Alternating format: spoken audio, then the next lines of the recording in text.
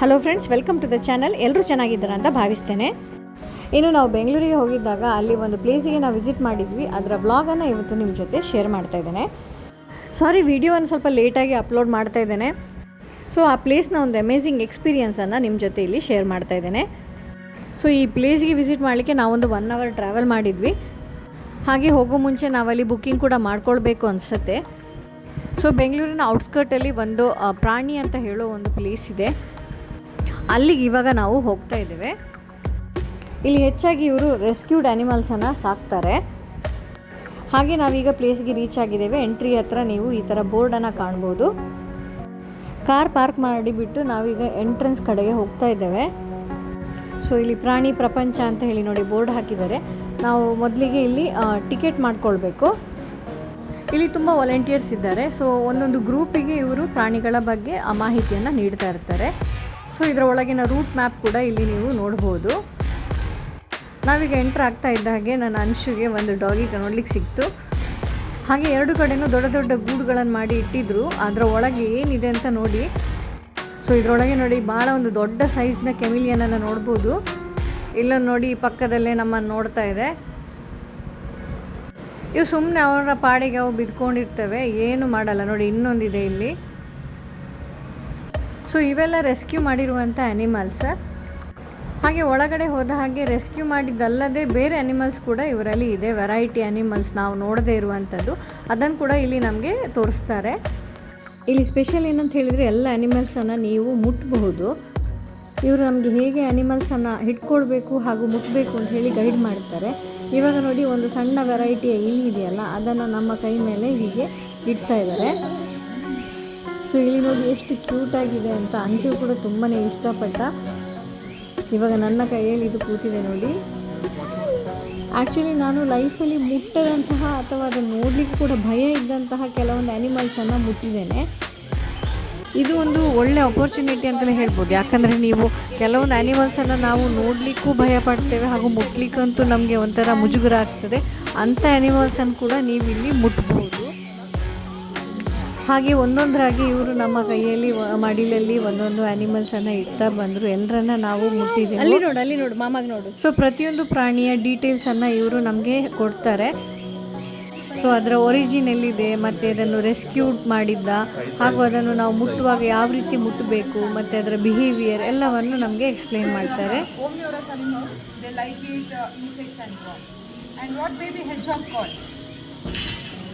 ಹಾಗೆ ನೋಡಿ ಕೆಲವೊಂದು ಆ್ಯನಿಮಲ್ಸನ್ನು ಅವರೇ ನಮಗೆ ಜಸ್ಟ್ ಮುಟ್ಲಿಕ್ಕೆ ಮಾತ್ರ ಕೊಡ್ತಾರೆ, ಕೈಯಲ್ಲಿ ಹಿಡಿಯಲಿಕ್ಕೆ ಬಿಡೋದಿಲ್ಲ. ಯಾಕಂದರೆ ಅವುಗಳ ನೇಚರ್ ಹಾಗಿರ್ತದೆ, ಕೆಲವೊಮ್ಮೆ ಬೈಟ್ ಮಾಡ್ಬೋದು. ಆದ ಕಾರಣ ಅವರು ಪ್ರಿಕಾಷನನ್ನಂತೂ ತಗೊಳ್ತಾರೆ. ಸೊ ಆ್ಯನಿಮಲ್ಸ್ನ ಮೈ ಕೂಡ ಕೆಲವೊಂದು ತುಂಬಾ ರಫ್ ಇತ್ತು, ಹಾಗೆ ಕೆಲವೊಂದು ಸ್ಪೈಕಿ ಆಗಿತ್ತು. ಮತ್ತು ಇಲ್ಲಿ ನೋಡಿ ಕೆಮಿಲಿಯನ್ ನಾನು ಲೈಫಲ್ಲಿ ನನಗೆ ಮುಟ್ಟಿರಲಿಲ್ಲ, ಅದನ್ನು ಕೂಡ ಇವತ್ತು ಮುಟ್ಬಿಟ್ಟೆ. ಇನ್ನು ಇಲ್ಲಿ ರೆಸ್ಕ್ಯೂಡ್ 2 ಹಾರ್ಸ್ ಹಾಗೂ ಪೋನೀಸ್ ಕೂಡ ಇದ್ದು, ಅವುಗಳಿಗೆ ಕೂಡ ನಮಗೆ ಫೀಡ್ ಮಾಡಲಿಕ್ಕೆ ಗ್ರಾಸ್ ಎಲ್ಲ ಕೊಟ್ಟರು. ಹಾಗೆ ಮುಂದೆ ಹೋಗ್ತಾ ಇಲ್ಲಿ ಒಂದು ಪಾಂಡ್ ಇತ್ತು, ಅಲ್ಲಿ ಸುಮಾರು ಆಮೆಗಳಿದ್ದೆವು. ಅದರ ಬಗ್ಗೆ ಕೂಡ ಇವರು ಎಕ್ಸ್ಪ್ಲೇನ್ ಮಾಡಿದರು.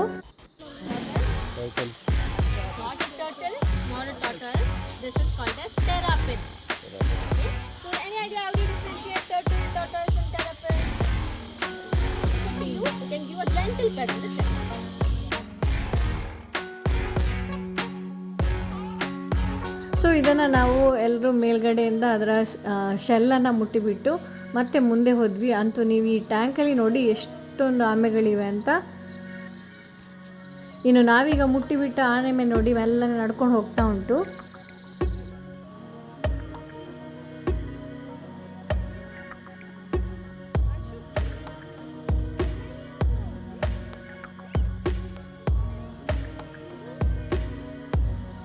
ಇದರ ನಂತರ ನಾವು ಆಡಿರೋ ಒಂದು ಗೂಡಿಗೆ ಹೋಗಿದ್ದೆವು.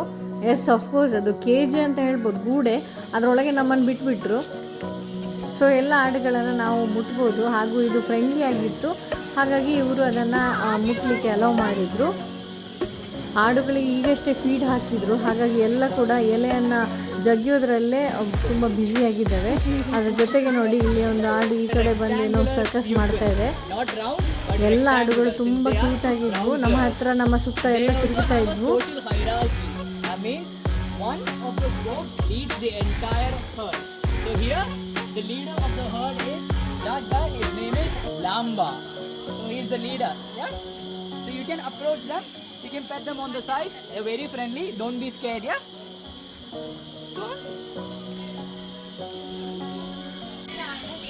ಆಡುಗಳನ್ನ ನೋಡಿ ಹೊರಗೆ ಬರ್ತಾ ಇದ್ದಾಗ ಇಲ್ಲಿ ಪಕ್ಷಿಗಳನ್ನು ನೋಡ್ಬೋದು.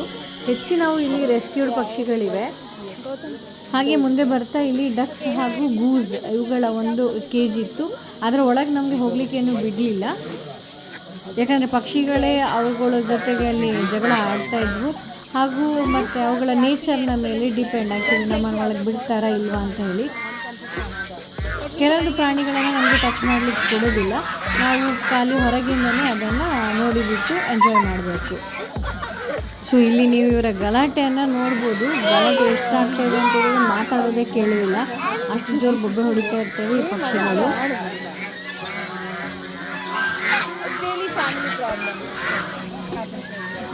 ಮುಂದೆ ಬರ್ತಾ ನಾವಿಲ್ಲಿ ಫಿಶ್ ಟ್ಯಾಂಕ್ ಹತ್ರ ಬಂದ್ವಿ. ಇದು ಆರ್ಚರಿ ಫಿಶ್ ಅಂತ. ಆ್ಯಕ್ಚುಲಿ ನಾನು ಜಸ್ಟ್ ಸ್ವಲ್ಪ ದಿನದ ಮುಂಚೆ ನಾನು ಮೊಬೈಲಲ್ಲಿ ನೋಡಿದ್ದೆ ಈ ಫಿಶ್ ಹೇಗೆ ಅದರ ಒಂದು ಪ್ರೇಯನ್ನು ಕ್ಯಾಚ್ ಮಾಡ್ತದೆ ಅಂತ ಹೇಳಿ.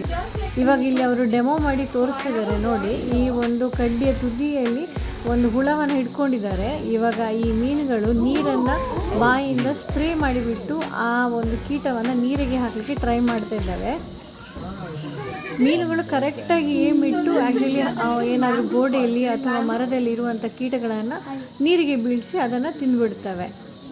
ಬಟ್ ಇವರು ಆ್ಯಕ್ಚುಲಿ ಅದನ್ನು ತುಂಬಾ ಹೋಲ್ಡ್ ಮಾಡಿರುವ ಕಾರಣ ಅದನ್ನು ಕೆಳಗೆ ನೀರಿಗೆ ಬಿಡ್ತಾ ಇರಲಿಲ್ಲ. ಆದರೂ ಕೂಡ ನೋಡಿ ಈ ಮೀನುಗಳು ಎಷ್ಟು ಚೆನ್ನಾಗಿ ಏಮಿಂಗ್ ಹಾಕ್ತಾ ಇದ್ವು ಅಂತೇಳಿ ನೀವು ನೋಡ್ಬೋದು. ಹಾಗಾಗಿ ಇವುಗಳಿಗೆ ಆರ್ಚರಿ ಫಿಶ್ ಅಂತ ಹೇಳ್ತಾರೆ.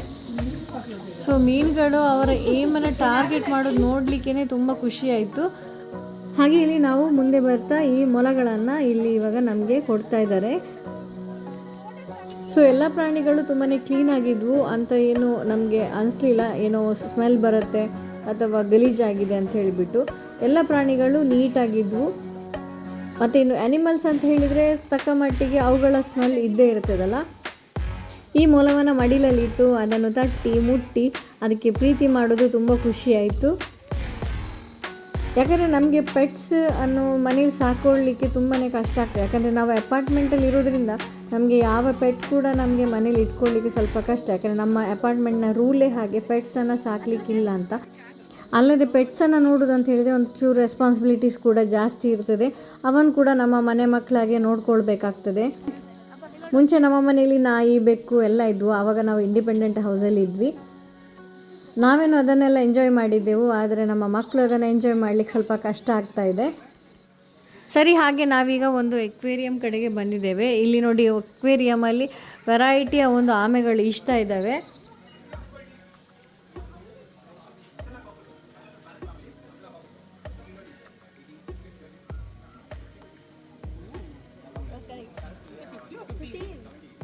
ಇನ್ನು ಇಲ್ಲಿ ನೀವೀಗ ಒಂದು ಬರ್ಡ್ ನೋಡ್ಬೋದು. ಇದು ಕೂಡ ರೆಸ್ಕ್ಯೂಡ್ ಬರ್ಡ್ ಅಂತ ಹೇಳ್ತಾ ಇದ್ದಾರೆ ಇವರು. ಸೊ ಇದನ್ನು ಗೂಡಲ್ಲೇನು ಹಾಕದೆ ಹಾಗೆ ಅಲ್ಲಿ ಇದರ ಮೇಲೆ ಕೂತ್ಕೊಳ್ಳಿಕ್ಕೆ ಬಿಟ್ಟಿದ್ದಾರೆ. ಹಾಗೆ ಈಚೆ ನೋಡ್ತಾ ನೋಡಿ ಕಪ್ಪೆಗಳನ್ನು ನೀವು ನೋಡ್ಬೋದು. ಹಾಗೆ ಇಲ್ಲಿನ ಕೆಲವೊಂದು ಪ್ರಾಣಿಗಳಿಗೆ ಇವರೇ ಈ ಥರ ಕೀಟಗಳನ್ನು ಉತ್ಪತ್ತಿ ಮಾಡ್ತಾರೆ. ಇಲ್ಲಿ ನೋಡಿ ಕಾಟನ್ನ ಬಾಕ್ಸ್ನಲ್ಲಿ ಎಷ್ಟೊಂದು ಜಿರಳೆಗಳಿವೆ ಅಂತ.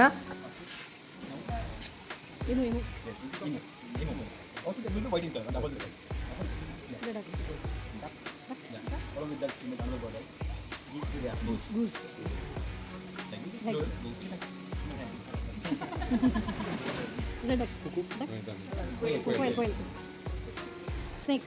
Yeah, 80% reptiles lay this type of leather texture, and this particular one is iguana. I should come this side. Okay, they have an insect life cycle. This is darkling beetle. Okay, they can lay up to 300 to 400 eggs at a time. Microscopic eggs, you can't able to see now naked eyes. After 15 days, the eggs will hatch. The small larva will come out. After eating for almost 3 months, yeah, they will become like this big, super one. The larva stage of this beetle. And after 3 months, they will turn into pupa. It's already almost converting into darkling beetle, the adult. So within 3 to 4 days, it will convert into adult. Eggs to larva, larva to pupa, pupa to adult.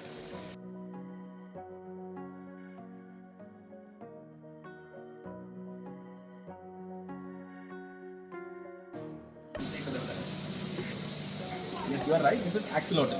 Okay, when they are in larva stage, if they come out of water, they will turn into salamander by removing the gills. But this guy chooses to be in the water forever. That's why they become adult in larva stage. You can observe they have a fins also. And one super power organ in the woodland part. And these are also carnivorous animals, already 2 to 3 years old. They can live up to 12 to 15 years. Bush predator. They just burrow inside the soil. When the prey comes to nearby, they will just eat and sit at the same place. Okay, now we're going to make some reptiles. You can all go. ಹಾಗೆ ಇಲ್ಲಿಂದ ಮುಂದೆ ಹೋಗ್ತಾ ನಮಗೆ ಈ ಹಾವನ್ನು ಇಲ್ಲಿ ತೋರಿಸ್ತಾ ಇದ್ದಾರೆ. ಇದನ್ನು ಮುಟ್ಲಿಕ್ಕೆ ಕೂಡ ಕೊಡ್ತಾರೆ. ಸೊ ನಾನೊಮ್ಮೆ ಕಾಲೇಜ್ ಟೈಮಲ್ಲಿ ನಮಗೆ ಒಂದು ಉರಗದ ತಜ್ಞರಲ್ಲಿ ಕರ್ಕೊಂಡು ಹೋಗಿದ್ದಾಗ ನಾನು ಆವಾಗ ಅಲ್ಲಿ ಹಾವನ್ನು ಮುಟ್ಟಿದ್ದೆ. ಅದರ ನಂತರ ಮುಟ್ಟಿಲ್ಲ. ನನಗಂತೂ ಇದು ತುಂಬನೇ ಒಂಥರ ಏನಂತ ಹೇಳಲಿಕ್ಕಾಗೋದಿಲ್ಲ, ಗಲೀಜೋ ಹೇಸಿಗೆನೋ ಅಲ್ಲ ಭಯನೋ ಏನಂತೇಳಿ ಗೊತ್ತು, ಒಂಥರ ಮುಟ್ಲಿಕ್ಕೆ ಅಂತೂ ಮುಜುಗರನೇ. ಆದರೂ ಇಲ್ಲಿ ಮುಟ್ಲೇಬೇಕು, ಹೇಗಾದರೂ ಮಾಡಿ ನೋಡೋಣ ಅಂತ ಹೇಳಿಬಿಟ್ಟು ಇವಾಗ ಇಲ್ಲಿ ನಿಂತಿದ್ದೇನೆ. ಇವರು ಅದರ ಬಗ್ಗೆ ಎಲ್ಲ ಎಕ್ಸ್ಪ್ಲೇನ್ ಮಾಡಿಬಿಟ್ಟು ನೋಡಿ ಇದರ ಈ ಹೊಟ್ಟೆ ಅಡಿಭಾಗವನ್ನು ಮುಟ್ಲಿಕ್ಕೆ ನಮಗೆ ಕೊಡ್ತಾ ಇದ್ದಾರೆ. ಹಾಗೆ ನಾನು ಹಾವನ್ನು ಕೂಡ ಟಚ್ ಮಾಡಿಬಿಟ್ಟೆ ನೋಡಿ ಇಲ್ಲಿ. ಅದೇ ಆವಾಗ ಹೇಳಿದೆ ಅಲ್ಲ, ನಾನಂತ ಹೇಳಿದರೆ ನೀವು ಲೈಫಲ್ಲಿ ಇದನ್ನೆಲ್ಲ ಟಚ್ ಮಾಡಲಿಕ್ಕೆ ಹೋಗೋದಿಲ್ಲ ಅಥವಾ ಮುಟ್ಟೋದೇ ಇಲ್ಲ ಅಂಥ ಒಂದು ಅಪರ್ಚುನಿಟಿ ಇಲ್ಲಿ ಸಿಗ್ತಾ ಇದೆ. ಹಾಗೆ ಇಲ್ಲಿ ಒಂದು ದೊಡ್ಡ ಟರ್ಟಲನ್ನು ಕೂಡ ನೀವು ಇಲ್ಲಿ ನೋಡಬಹುದು.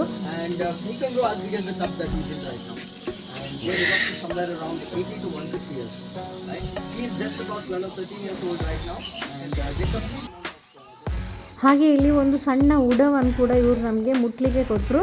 ಸೊ ಇಲ್ಲಿ ಇದೆ ನೋಡಿ ಇವರ ಕೈಯಲ್ಲಿ, ಇದನ್ನು ಕೂಡ ನಾವು ಟಚ್ ಮಾಡಿದ್ವಿ.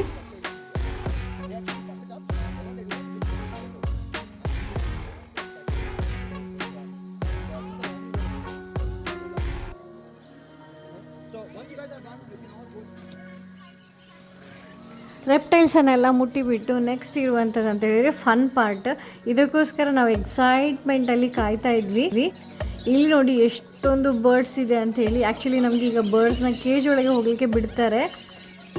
ಹಾಗೆ ನೋಡಿ ಇಲ್ಲಿ ಈ ಬರ್ಡ್ಸ್ಗಳು ಆಲ್ರೆಡಿ ಈ ಸೀಡ್ಸನ್ನೆಲ್ಲ ತಿಂತಾ ಇದ್ದಾವೆ. ಈ ಬರ್ಡ್ಸ್ಗಳು ತುಂಬಾ ಫ್ರೆಂಡ್ಲಿ ಆಗಿದೆ.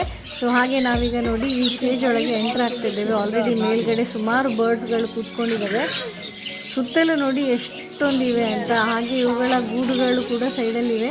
ಇಲ್ಲಿ 2 ಬರ್ಡ್ಸನ್ನು ನೀವು ನೋಡ್ಬೋದು.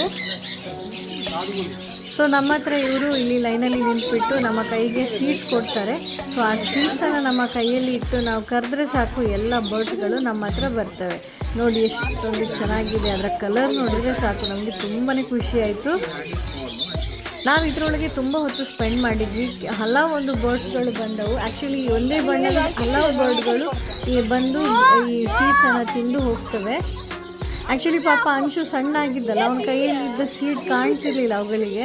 ಸೊ ಯಾವ ಬರ್ಡ್ ಕೂಡ ಅವನ ಕೈಯಲ್ಲಿ ಬಂದು ಕೂತಿರ್ಲಿಲ್ಲ. ಅವನು ಅದಕ್ಕೆ ಹೇಳ್ತಿದ್ದ ನನ್ನ ಹತ್ರ ಯಾವ ಬರ್ಡ್ ಬರಲಿಲ್ಲ ಅಂತ. ಹಾಗೆ ಬಂದು ನನ್ನ ಶೋಲ್ಡರಲ್ಲಿ ಕೂಡ ಕೂತ್ಕೊಂಡಿದೆ. ಹಾಗೆ ನೋಡಿ ನನ್ನ ಹಸ್ಬೆಂಡ್ನ ಶೋಲ್ಡರಲ್ಲಿ ಕೂಡ ಕೂತ್ಕೊಂಡೇನೋ ನೋಡ್ತಾ ಇದೆ. ಅದು ತುಂಬ ಖುಷಿ ಆಗ್ತದೆ. ನಮ್ಮ ಮೈ ಮೇಲೆ ಬಂದು ಅದೇ ಆಗಿಯೇ ಬಂದು ಕೂತ್ಕೊಂಡು ನಮ್ಮ ಜೊತೆ ಅದರ ಟೈಮ್ ಸ್ಪೆಂಡ್ ಮಾಡುವಾಗ ಖುಷಿ ಆಗ್ತದೆ.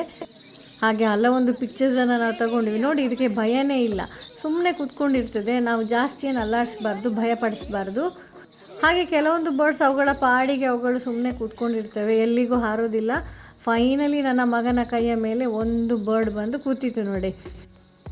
ಹಾಗೆ ಅದು ನೋಡಿ ಬರ್ಡ್ ಸೀಡ್ ಕೂಡ ಒಡೆದು ಬಿಟ್ಟು ತಿಂತಾ ಇದೆ. ಅವನಿಗಂತೂ ತುಂಬಾ ಖುಷಿ. ಅಮ್ಮ ವಿಡಿಯೋ ಮಾಡು, ನಂದು ಫೋಟೋ ತೆಗಿ ಅಂತ ಹೇಳ್ತಾ ಇದ್ದ. ಸೊ ಸ್ವಲ್ಪ ಹೊತ್ತೇ ಅವನು ಅದನ್ನು ಎಂಜಾಯ್ ಮಾಡ್ದ. ಮತ್ತು ಅವನಿಗೆ ಭಯ ಆಯಿತು. ಯಾಕಂತೇಳಿದ್ರೆ ಅದು ಬರ್ಡ್ ಕೈಯಲ್ಲಿ ಕೂತ್ಕೊಳ್ಳುವಾಗ ಅದರ ಕಾಲೆಲ್ಲ ಸಾಕ್ತಿರಲ್ಲ, ಅವನಿಗೊಂಚೂರು ಹೆದರಿಕೆ ಆಯಿತು. ಸೊ ಇವುಗಳಿಗೆ ನೋಡಿ ಇಲ್ಲಿ ಸಣ್ಣ ಸಣ್ಣ ಈ ಡಬ್ಬ ಥರದ್ದು ಒಂದು ಗೂಡುಗಳನ್ನು ಮಾಡಿಕೊಟ್ಟಿದ್ದಾರೆ. ಇಲ್ಲಿ ನೋಡಿ ನನ್ನ ತಲೆ ಮೇಲೆ ಕೂಡ ಬಂದು ಕೂತ್ಕೊಂಡಿದೆ ಈ ಬರ್ಡ್. ಇನ್ನು ಶೋಲ್ಡರಲ್ಲಿ ಕೂಡ ಕೂತ್ಕೊಂಡಿತ್ತು. ಈಗ ಎರಡೆರಡು ನನ್ನ ತಲೆ ಮೇಲೂ ಶೋಲ್ಡರ್ ಮೇಲೆ ಕೂತ್ಕೊಂಡಿದ್ದಾವೆ. ನನಗಂತೂ ತುಂಬ ಖುಷಿ ಆಯಿತು. ಆ್ಯಕ್ಚುಲಿ ತುಂಬ ಹೊತ್ತಿಂದ ನನ್ನ ಹತ್ರ ಬರ್ತಾ ಇರಲಿಲ್ಲ. ಫೈನಲಿ 2 ಬರ್ಡ್ಗಳು ಕೂಡ ನನ್ನ ಹತ್ರ ಬಂದು ಕೂತ್ಕೊಂಡವು. ನಮ್ಮ ಹತ್ರ ಎಲ್ಲ ಸೀಡ್ ಕೂಡ ಖಾಲಿಯಾಗಿತ್ತು. ಪಾಪ ಅವುಗಳಿಗೆ ಫೀಡ್ ಮಾಡಲಿಕ್ಕೆ ನನ್ನ ಹತ್ರ ಏನೂ ಇರಲಿಲ್ಲ. ಇವಾಗ ಈ ಬರ್ಡ್ ಇದೆಯಲ್ಲ, ನಾನು ಆ್ಯಕ್ಚುಲಿ ಒಂದು ರಬ್ಬರ್ ಬ್ಯಾಂಡ್ ಹಾಕಿದ್ದೆ ತಲೆಯಲ್ಲಿ. ಅದನ್ನು ಏನೋ ತಿನ್ನೋ ವಸ್ತು ಅಂತ ಹೇಳಿಬಿಟ್ಟು ಎಳಿಲಿಕ್ಕೆ ಶುರು ಮಾಡಿತು. ಹಾಗೆ ನೋಡಿ ನನ್ನ ನಾದಿನಿ ಕೈಯಲ್ಲಿ ಕೂಡ ಸುಮಾರು ಹಕ್ಕಿಗಳು ಇವಾಗ ಕೂತ್ಕೊಂಡಿದ್ದಾವೆ. ಆ್ಯಕ್ಚುಲಿ ಇದಕ್ಕೆ 1-2 ಹಾರು ಹೋಯಿತು ನಾನು ವಿಡಿಯೋ ಮಾಡೋಷ್ಟರಲ್ಲಿ. ಇನ್ನು ಈ ಬರ್ಡ್ ನೋಡಿ ಬೆರಳು ಕೂಡ ಕಚ್ತಾ ಇದೆ. ಗಮ್ಮತ್ತಾಗ್ತದೆ ಅವ್ರ ಜೊತೆ ಎಲ್ಲ ಟೈಮ್ ಸ್ಪೆಂಡ್ ಮಾಡಲಿಕ್ಕೆ. ಈಗ ನೋಡಿ ಈ ಬರ್ಡ್ ನೋಡಿ ನನ್ನ ತಲೆ ಹಿಂದೆ ಹೋಗಿ ನನ್ನ ರಬ್ಬರ್ ಬ್ಯಾಂಡನ್ನು ಕಿತ್ತು ತಿಂತಾ ಇದೆ. ಆ್ಯಕ್ಚುಲಿ ಅದಕ್ಕೆ ಕೀಳ್ಲಿಕ್ಕೆ ಆಗಲಿಲ್ಲ. ಇವರು ಎಂಟ್ರಾಗುವ ಮುಂಚೆನೇ ಈ ತಲೆಯಲ್ಲಿ ಏನಾದರೂ ಹೂಗಳಿದ್ದರೆ ಅದನ್ನೆಲ್ಲ ರಿಮೂವ್ ಮಾಡಲಿಕ್ಕೆ ಹೇಳ್ತಾರೆ. ಇಲ್ಲಾಂದರೆ ನೋಡಿ ಇದೇ ಥರ ಆಗ್ತದೆ. ಆ್ಯಕ್ಚುಲಿ ಇದು ರಬ್ಬರ್ ಬ್ಯಾಂಡ್, ಅದು ಎಣಿಸೋದು ಏನೋ ಒಂದು ಸ್ಪ್ರಿಂಗ್ ಥರ ಇದೆಯಲ್ಲ, ಅದನ್ನೇನೋ ಮಾಡಿ ಕಟ್ ಮಾಡಲಿಕ್ಕೆ ನೋಡ್ತಾ ಇದೆ.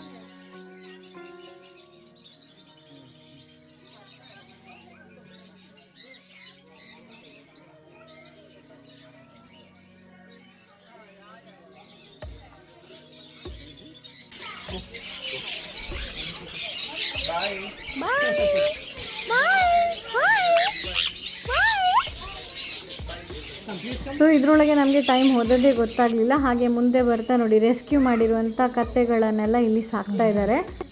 ಇವುಗಳಿಗೆ ಕೂಡ ನಾವು ಫೀಡನ್ನು ಕೊಡ್ಬೋದು. ಇನ್ನು ಕೆಲವೊಂದು ಪೋನಿ ಹಾಗೂ ಈ ಹಾರ್ಸನ್ನು ರೆಸ್ಕ್ಯೂ ಮಾಡಿದರು, ನೀವು ನೋಡ್ತಾ ಇರ್ಬೋದು ದೂರದಲ್ಲಿವೆ. ಅವುಗಳನ್ನು ಸಪ್ರೇಟಾಗಿ ಇಟ್ಟಿದ್ದಾರೆ, ಯಾಕಂದರೆ ಅದು ಮಿಂಗಲ್ ಆಗ್ಲಿಕ್ಕೆ ಸ್ವಲ್ಪ ಟೈಮ್ ಬೇಕಾಗತ್ತೆ. ಹಾಗೆ ಮುಂದೆ ಬರ್ತಾ ನಾವು ಈ ಎಮು ಪಕ್ಷಿ ಕೇಜ್ ಹತ್ರ ಬರ್ತಾ ಇದ್ದಾವೆ. ಹಾಗೆ ನಾವು ಇವಾಗ ಇದರ ಕೇಜ್ ಒಳಗೆ ಕೂಡ ಹೋಗ್ತಾ ಇದ್ದೇವೆ. ಹಾಗೆ ಏನು ಅಂತ ಗೊತ್ತಿಲ್ಲ, ಎಲ್ಲ ಪಕ್ಷಿಗಳು ಈ ಗೇಟ್ ಹತ್ರನೇ ಬಂದು ಕಾಯ್ತಾ ಇದ್ದವು. ಮೋಸ್ಟ್ಲಿ ಅವರಿಗೆ ಫೀಡ್ ಹಾಕುವ ಟೈಮ್ ಇರ್ಬೋದು. ಇಲ್ಲಿ ಒಂದು ಎಮು ಪಕ್ಷಿ ಎಲ್ಲ ಮನುಷ್ಯರನ್ನೆಲ್ಲ ನೋಡ್ತಾ ಇದ್ದದ್ದು, ಇದು ಯಾರು ವಿಚಿತ್ರ ಜನರು ಬಂದಿದ್ದಾರೆ ಅಂತ ಹೇಳಿ ಏನೋ. ಹಾಗೆ ನಾವು ಈ ಲೆಫ್ಟ್ ಸೈಡಿನ ಗೇಟನ್ನು ಓಪನ್ ಮಾಡಿ ಕೊಟ್ಟರು, ಅಲ್ಲಿ ನಾವು ಹೋಗ್ತಾ ಇದ್ದೇವೆ. ಸೊ ಎಲ್ಲ ಪಕ್ಷಿಗಳು ನಮ್ಮ ಹತ್ತಿರದಿಂದಲೇ ನಡ್ಕೊಂಡು ಹೋಗ್ತಾ ಇದ್ವು. ಇವು ಯಾವುದು ಕೂಡ ನಮ್ಮ ಕೈಗೆ ಸಿಗುವುದಿಲ್ಲ ಅಂತ ಹೇಳಿದರೆ ನಮಗೆ ಮುಟ್ಲಿಕ್ಕೆ ನಿಲ್ಲೋದೇ ಇಲ್ಲ, ಸೀದಾ ಹೋಗ್ತಾನೆ ಇರ್ತವೆ. ಇನ್ನು ಈ ಹಕ್ಕಿಗಳಿರೋ ಗೂಡು ಕೂಡ ತುಂಬಾ ಕ್ಲೀನಾಗಿತ್ತು. ಕ್ಲೆನ್ಲಿನೆಸ್ ಅಂತೂ ಮೇಂಟೈನ್ ಮಾಡ್ತಾ ಇರ್ತಾರೆ ಇವರು. ಆದರೂ ಎಷ್ಟಿದ್ರೂ ಸಹ ಪ್ರಾಣಿಗಳು ಅಂತ ಹೇಳಿದರೆ ಒಂದು ಬೇರೆ ಒಂದು ಸ್ಮೆಲ್ ಇರುತ್ತಲ್ಲ, ಬಟ್ ಸ್ಟಿಲ್ ಇಟ್ ಈಸ್ ಟಾಲರೇಬಲ್. ಹಾಗೆ ತುಂಬ ಹೊತ್ತು ನಾವು ಈ ಪಕ್ಷಿಗಳ ಗೂಡಲ್ಲಿ ಸ್ಪೆಂಡ್ ಮಾಡಿದ್ವಿ. ಅವುಗಳೆಲ್ಲ ನಮ್ಮ ಹಿಂದೆನೇ ಸುಮ್ಮನೆ ಆ ಕಡೆ ಈ ಕಡೆ ಸುತ್ತುತ್ತಾ ಇದ್ದೇವೆ, ನೋಡ್ಬೋದು. ಅವು ಮುಂದೆ ಹೋದ್ಮೇಲೆ ನಮ್ಗೆ ಅದು ಮುಟ್ಲಿಕ್ಕೆ ಸಿಗುತ್ತೆ. ಅದು ಮುಟ್ಲಿಕ್ಕೆ ಅಂತ ಜಸ್ಟ್ ಟಚ್ ಮಾಡಲಿಕ್ಕೆ, ಹೀಗೇನು ಹಿಡಿಲಿಕ್ಕೆ ಸಿಗೋದೇ ಇಲ್ಲ ಇವುಗಳು. ಸೊ ಇದೆಲ್ಲ ಮುಗಿದ ಮೇಲೆ ನಮ್ಮದು ವಿಸಿಟ್ ಎಲ್ಲ ಕಂಪ್ಲೀಟ್ ಆಯಿತು. ಹಾಗೆ ಹಿಂದೆ ಬರ್ತಾ ಇಲ್ಲಿ ನೋಡಿ 2 ರೆಸ್ಕ್ಯೂ ಬರ್ಡ್ಸನ್ನು ನೀವು ನೋಡ್ಬೋದು. ಪಾಪ ಅದಕ್ಕೆ ಇನ್ಫೆಕ್ಷನ್ ಆಗಿದೆ ಅದರ ಈ ರೆಕ್ಕೆಯಲ್ಲಿ ಎಲ್ಲ, ಅದನ್ನು ಇವರೀಗ ಸೇವ್ ಮಾಡಿದ್ದಾರೆ. ಹಾಗೆ ಇನ್ನೊಂದು ಪಕ್ಷಿಯ ಕಾಲಿಲ್ಲ ನೋಡಿ, ಹಾಗಾಗಿ ಇದನ್ನು ಅವರು ಸಪ್ರೇಟಾಗಿ ಇಟ್ಟಿದ್ದಾರೆ. ಏನು ಇಲ್ಲಿ ನೋಡಿ ಪ್ರಾಣಿ ಅಂಥೇಳಿ ಒಂದು ಲೋಗೋ ಹಾಕಿದಲ್ಲಿ ನಾವು ಒಂದು ಫೋಟೋ ಎಲ್ಲ ಕ್ಲಿಕ್ ಮಾಡಿದ್ವಿ. ಸೊ ಫೈನಲಿ ಎಲ್ಲ ಮುಗಿಸ್ಬಿಟ್ಟು ನಾವೀಗ ಮುಂದೆ ಹೋಗ್ತಾ ಇದ್ದೇವೆ. ಹಾಗೆ ಈ ಒಂದು ದಿನವನ್ನು ತುಂಬಾ ಎಂಜಾಯ್ ಮಾಡಿದ್ವಿ. ನೀವು ಕೂಡ ಬ್ಯಾಂಗ್ಳೂರಿಗೆ ವಿಸಿಟ್ ಮಾಡಿದರೆ ಈ ಪ್ಲೇಸನ್ನು ಖಂಡಿತವಾಗಿ ವಿಸಿಟ್ ಮಾಡಿ. ವಿಡಿಯೋ ಇಷ್ಟ ಆದಲ್ಲಿ ಖಂಡಿತವಾಗಿಯೂ ಲೈಕ್ ಮಾಡಿ. ಮತ್ತೊಂದು ವಿಡಿಯೋದಲ್ಲಿ ಸಿಗೋಣ. Take care and bye.